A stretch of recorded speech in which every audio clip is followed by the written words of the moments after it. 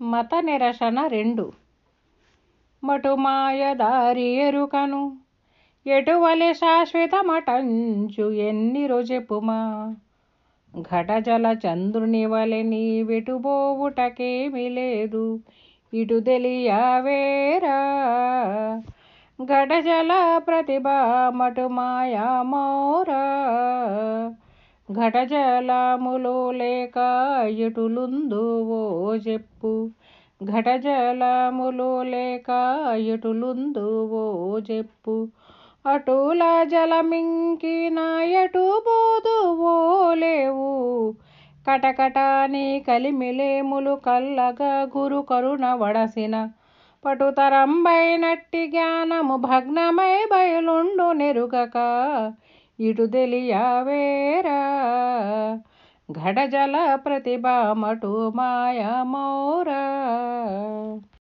జై గురు.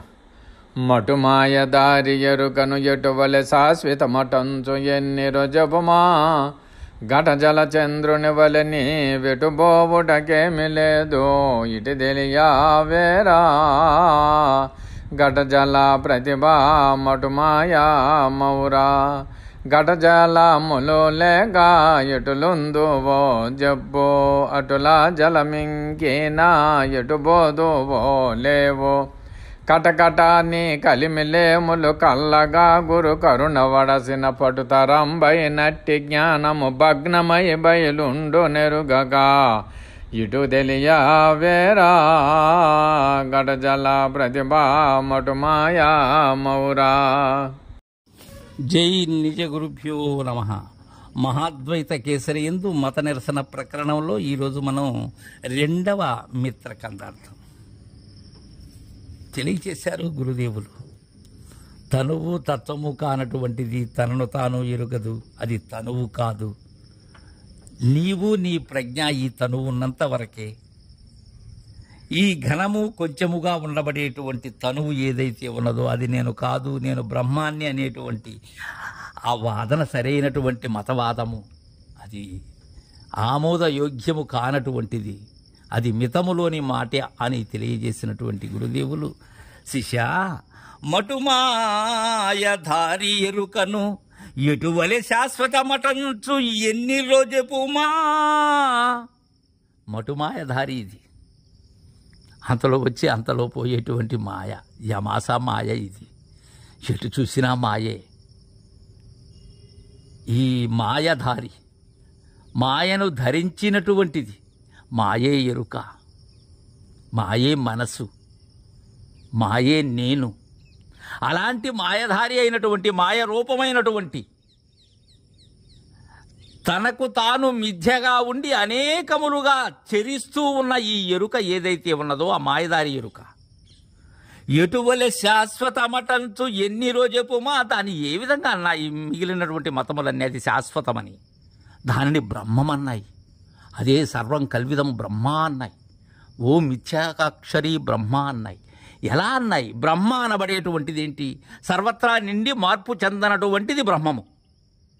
ఒక అవస్థలో ఉండి ఒక అవస్థలో లేనటువంటిది బ్రహ్మం ఎలా అవుతుంది? తెలివిలో ఉన్నప్పుడు మాత్రమే గమనించేది గుర్తిరిగేది బ్రహ్మం ఎలా అవుతుంది? బ్రహ్మము అంటే మారనిది కదా, మారని పదార్థము, మారని వస్తువు కదా బ్రహ్మము. ఆ బ్రహ్మాన్ని ఎరుగక తన్ను తానే నేనే బ్రహ్మం అనబడేటువంటి విధానాన్ని అది శాశ్వతమని ఎలా ఈ మతములు ఆమోదించాయో చెప్పు అంటున్నారు దుర్గానంద పంచదశి స్వాములు వారు. అది ఎలాంటిదో చెప్తున్నారు. ఘటజల చంద్రుని వలె నీ వెటుబోవుటకేమీ లేదు ఇటు తెలియవేరా ఘటజల ప్రతిభ మటు మాయా మౌరా. ఘటజల చంద్రుని వలె, ఎందుకంటే కుండలో నీరు ఉన్నప్పుడు చంద్రుని యొక్క ఆ బింబము ఏదైతే ఉన్నదో అది దీనిలో పడి పరావర్తనము చెంది చంద్రుడు కుండలో ఉన్నట్లుగా గోచరమవుతున్నదే కానీ మరొకటి కాదు.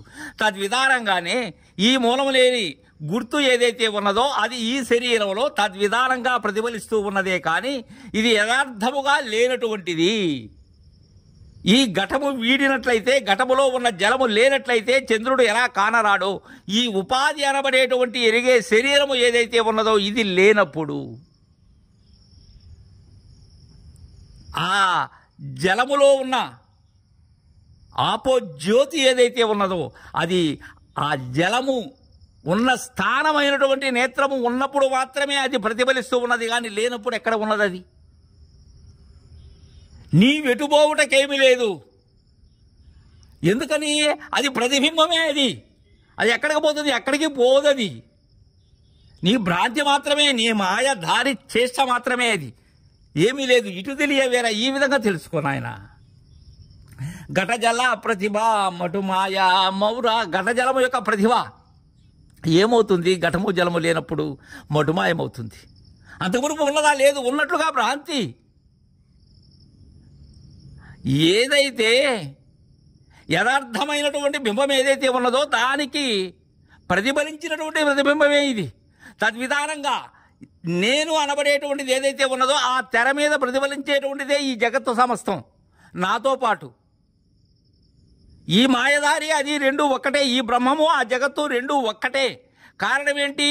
నేననే బ్రహ్మము ఏదైతే ఉన్నదో దానిలో ప్రతిఫలిస్తూ ఉన్నది ఘటజల చంద్రుని వలె.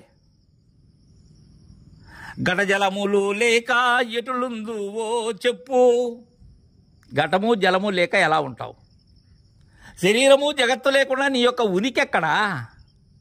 నీ తెలివెక్కడా? నీ ఉండేదానికి అవకాశం ఎక్కడా? ఘటము ఉన్నంతసేపు, ఘటములో జలము ఉన్నంతసేపే నీ యొక్క ఆటలు, నీ యొక్క పాట్లు కూడా. అందుకే ఘటజలములు లేక ఎటులుందువో చెప్పు, అటులా జలమింకినా ఎటుబోదువో లేవు. ఘటజలములు లేకుండా ఎట్లుంటావు? ఉంటుందా? ఘటము జలము లేక దానిలో ప్రతిబింబం ప్రతిఫలిస్తుందా? ఆస్కారం ఉన్నదా? అవకాశం ఉన్నదా? శిష్య ఆలోచించు, పరికించు. నేను చెప్తున్నానని కాదు, నీకై నీవు తులనాత్మక విశ్లేషణ కావించుకోవాలి శిష్యుడు. గురువు చెప్తున్నారు అని వినటం కాదు.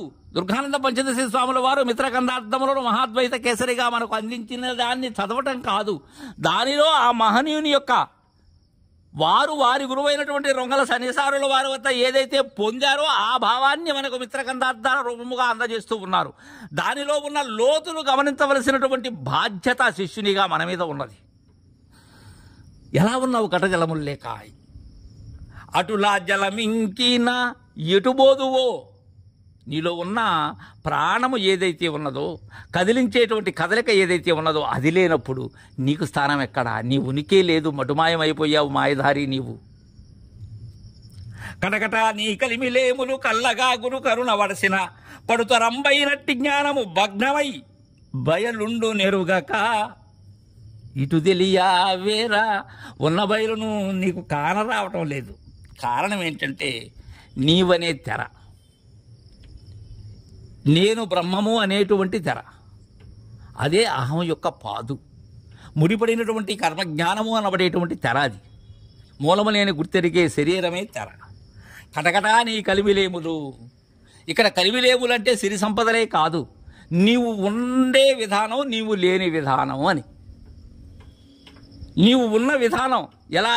ఘటము జలము ఉన్నప్పుడు నీవు ఉన్న విధానం, ఘటము జలము ఇంకినప్పుడు నీవు లేని విధానం. ఇవే కలిమిలేములు. అవి కల్లా, అవి అసత్యం. ఎలా తెలియాలి? గురు కరుణ వడసిన. గురు కరుణతో తెలియాలి, గురు కృపతో తెలియాలి, గురు నేత్రములో తెలియాలి, గురు సూత్రములో తెలియాలి ఆ గురు గోప్యం. లేకపోతే వీలు కాదది. వడసిన పడుతరంబైనట్టి జ్ఞానము.